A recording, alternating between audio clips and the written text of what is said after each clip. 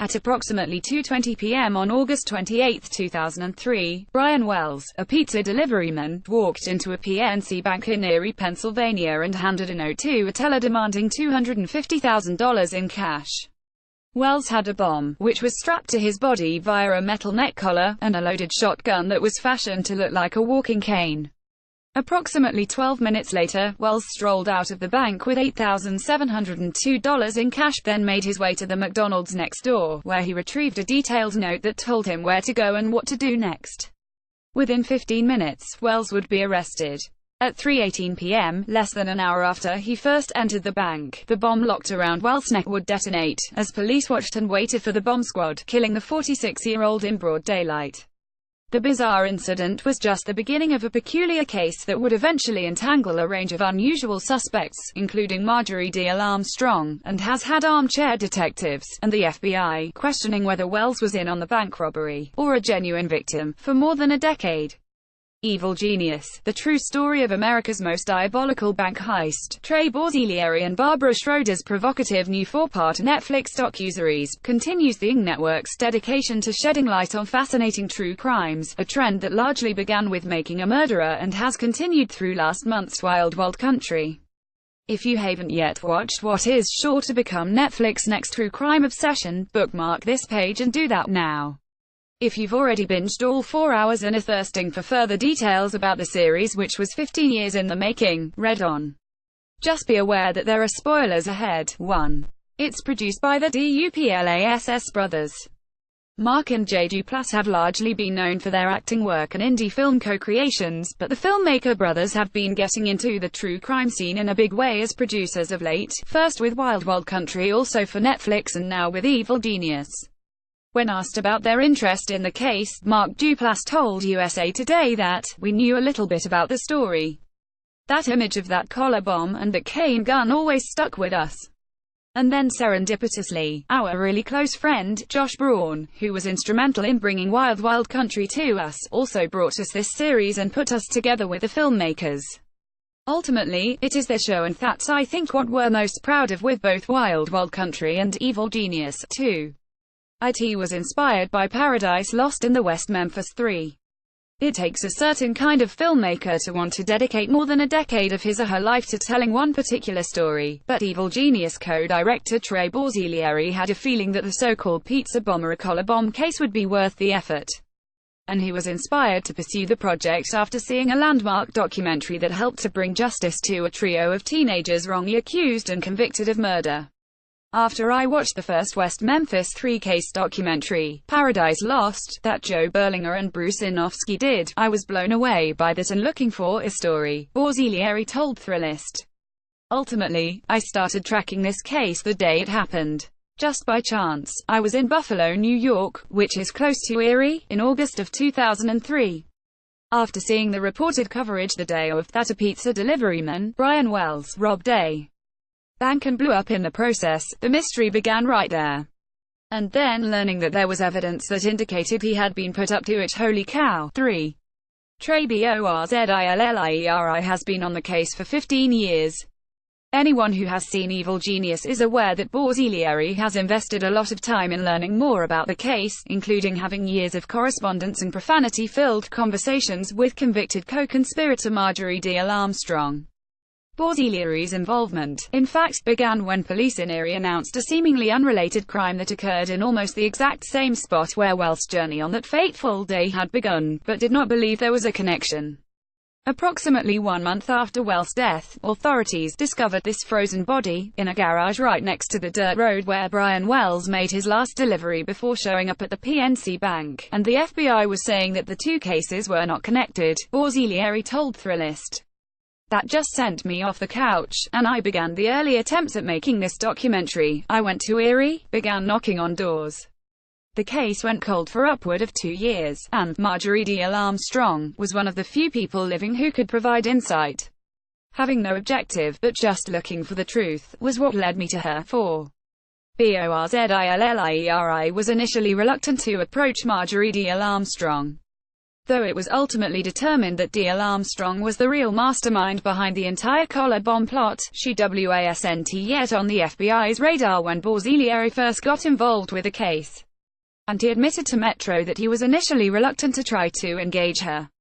Basically, when I began knocking on doors about the case, there wasn't a lot of coverage of Marjorie at that time, he said. So when I reached out I was hesitant to say the least, just from looking at her in the photos. But she turned out to be someone I couldn't have even imagined, Borzilieri continued.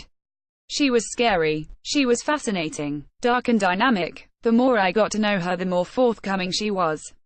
So we were able to have a relationship. 5. Getting participants to agree to on-camera interviews was no easy task. When asked about the challenges of assembling a range of talking heads to participate in the documentary series, Borzilieri said it was a bit of a challenge. Obviously, these interviews began a long time ago, so it was great that I got in on the day of, which enabled me to have a unique perspective in that we could carry the story all the way to the end, he told Thrillist. But it was super challenging, and I have to underline that.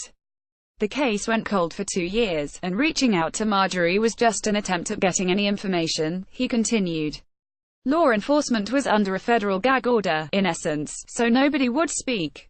All the interviews you see with law enforcement in the series come after they've retired and they finally felt comfortable enough to speak publicly about the case. Because of the event and the explosion with Brian Wells, it was such a sensitive topic. These guys really had waited until their retirement to speak about it. 6. Getting D.L. Armstrong to talk was relatively easy unless she didn't like what Borzilieri was saying. Much of Evil Genius' shock value comes from D.L. Armstrong's on-camera interviews, rantings, and it apparently wasn't too hard to get her to open up. Obviously she was a sociopath, which made her a great liar, Borzilieri told Metro. That along with her other mental issues, like paranoia, mania, personality disorder. She was a tough woman who was constantly manipulating everyone in her path to get to her own way. Because she was a narcissist, it was easy to get to her to talk, but difficult to correct her. When she had any opposition, even a difference in opinion, she would approach it with reptilian indifference. Borzilieri believes that part of the reason he was able to build such trust and rapport with D.L. Armstrong was because he reached out to her so early on, before she was labeled a suspect in public. I became like a sounding board to her. She felt comfortable and I let that happen. When the time was right, because I had prepared properly, I would spring on her opinions and ideas and try to get her to open up. 7. Being verbally assaulted by D.L. Armstrong was all in a day's work. In 2013, after 10 years of research gathering, Borzilieri reached out to fellow documentarian Barbara Schroeder, writer, director of 2009's award-winning Telot Blonde, about working on the series with him, and we teamed up and started getting deeper truths in the story, he told Nylon. One of the things that became immediately clear to Schroeder was the fact that regular verbal assaults from D.L. Armstrong were seemingly in Borzilieri's job description. I mean, in one interview, you'll hear her say, "I'll see your F*** asterisk balls off if you say that, Trey," Schroeder recounted. Then she turns around and in another conversation is very sweet and engaging and signs off with "I love you." It's interesting, you get to see Marjorie try to play Trey, and then you see how Trey uses the confidence that he got with Marjorie to ultimately get to some deeper truths. 8. Writing the series required a lot of flow charts. When Schroeder signed on as both writer and co-director of Evil Genius, her main goal was taking this extremely complicated case and large cast of co-conspirators and creating a narrative that would make sense to the viewer in 4-hour-long installments. How did she do it? With a lot of charts, she told Nylon. A lot of flow charts. Yeah, it is super complicated, and that was probably the biggest challenge, trying to tell this without overwhelming people. It's easy to go down a rabbit hole when you have a story that's this complicated. But the drive to get the answers to these questions is what propelled and guided us as we laid it out and wrote. You know, it's like, keep it simple. The story kind of tells itself, and it's what I like to call the oh my god moments, like wait, what, moments, you know. So we spent a lot of time making sure that the ride was the best one to go on without confusing the audience. 9. They were strategic in how they incorporated the footage of Brian Wells's death.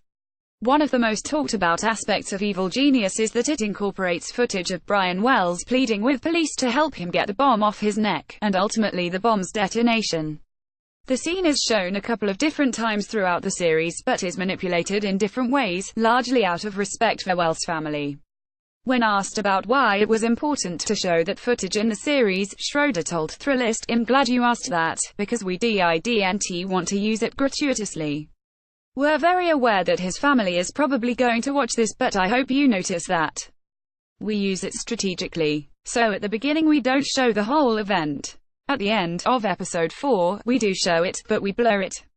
The last scene of his face is also blurred. It was important to use that to reinforce how heinous it was that this is a victim who was publicly executed and nobody has been charged with this man's murder." 10. The creators are sure that Marjorie Diehl Armstrong was the mastermind.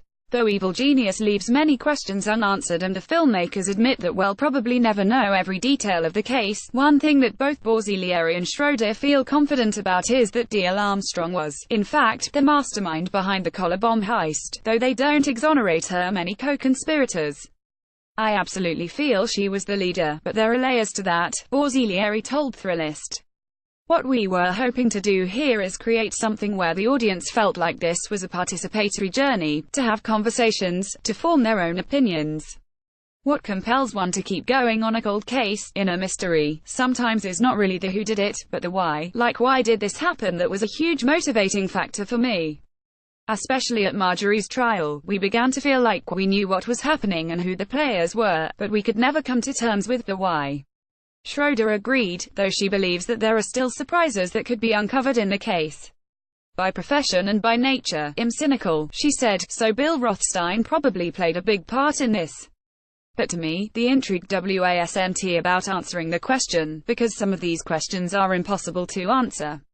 Some of these people took secrets to the grave. So there could be more surprises behind door number 3, or any of the doors that remain." 11. The creators hope the series can deliver some kind of justice. Because many of the series' key players have passed away, Rothstein in 2004, before he was ever officially named a suspect, and Diehl Armstrong of breast cancer in 2017, Borzilieri and Schroeder know that many questions in the case will likely never be answered. But what they hope the series will do, according to Schroeder, is open people's eyes to the reality of the bizarre story. If the co-conspirators couldn't truly be held accountable, and if Brian Wells' story wasn't ever told completely, we were able to deliver some kind of justice, she said. Not only to the victim, but also in making people aware of how devious these co-conspirators were. They wanted to show the world how smart they were, and in the long run, we're hoping we can show that maybe they weren't that smart after all. Added Borzilieri, the series and its conclusion also bring us to a second chance at justice. We want to have conversations afterward, and perhaps come away with bigger questions that can be posed. One that comes to mind has to do with the man, Floyd Stockton, who locked the collar around Brian Wells' neck. He received immunity in this case.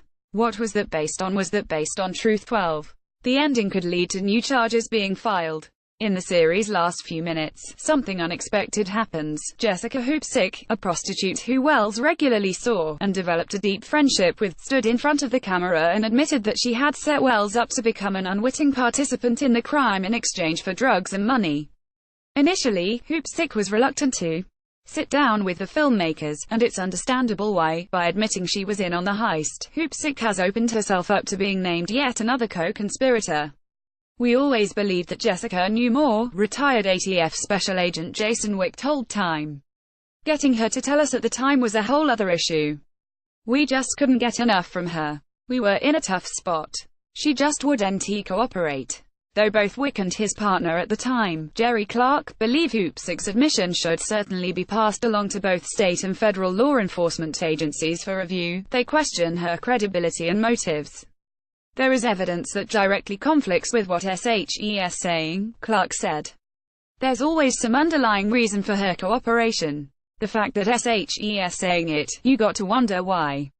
For their part, Borzilieri and Schroeder told Time that Hoopsick, who was given nothing in return for her interview, came clean because, according to Borzilieri, this was eating her up inside. While charges could be filed against her, both law enforcement and the filmmakers agree that it's unlikely that will happen. Before we talked with Jessica, she was worried, like could anything happen to her, so we talked with all the different law enforcement agencies, and technically she could still be charged, but every one of them said they don't have any plans to do that, Schroeder told Thrillist. So when we talked with her, we couldn't guarantee that she wouldn't be charged. But even in the face of that, she was willing to come forward. That's a pretty compelling interview, for someone to do that in the face of possible charges.